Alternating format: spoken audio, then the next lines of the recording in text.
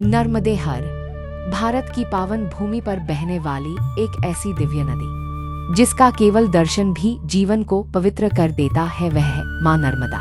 आज हम सुनेंगे नर्मदा पुराण अध्याय पहला, जहां से शुरू होती है मां नर्मदा की दिव्य कथा। पुराणों की रचना मानव कल्याण के लिए की गई उसी दिव्य परंपरा का एक अनुपम ग्रंथ है नर्मदा पुराण। इसका पहला अध्याय हमें बताता है मां नर्मदा की उत्पत्ति, उनकी महिमा और उनके दर्शन का फल। एक समय भगवान शिव गहन तपस्या में लीन थे। उनके तप के तेज से एक दिव्य प्रकाश प्रकट हुआ। उसी प्रकाश से एक करुणामयी, तेजस्वी और पवित्र शक्ति ने जन्म लिया, वही थी मां नर्मदा।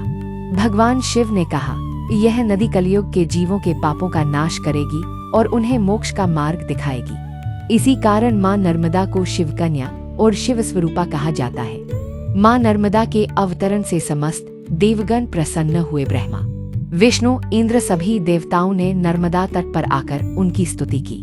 देवताओं ने कहा, हे मां नर्मदा, तुम्हारे दर्शन मात्र से पाप नष्ट हो जाते हैं। तुम कलयुग की मोक्षदायिनी नदी हो।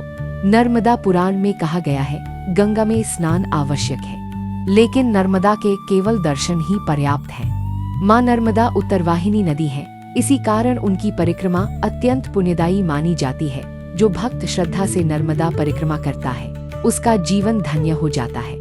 नर्मदा परिक्रमा सिर्फ एक यात्रा नहीं, यह आत्मा की साधना है।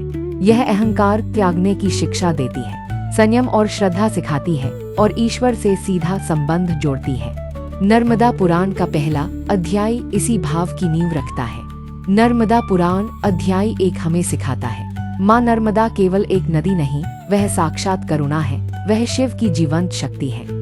यदि आपको यह पवित्र कथा पसंद आई हो तो वीडियो को लाइक करें, नर्मदा भक्तों तक शेयर करें और चैनल को सब्सक्राइब करें।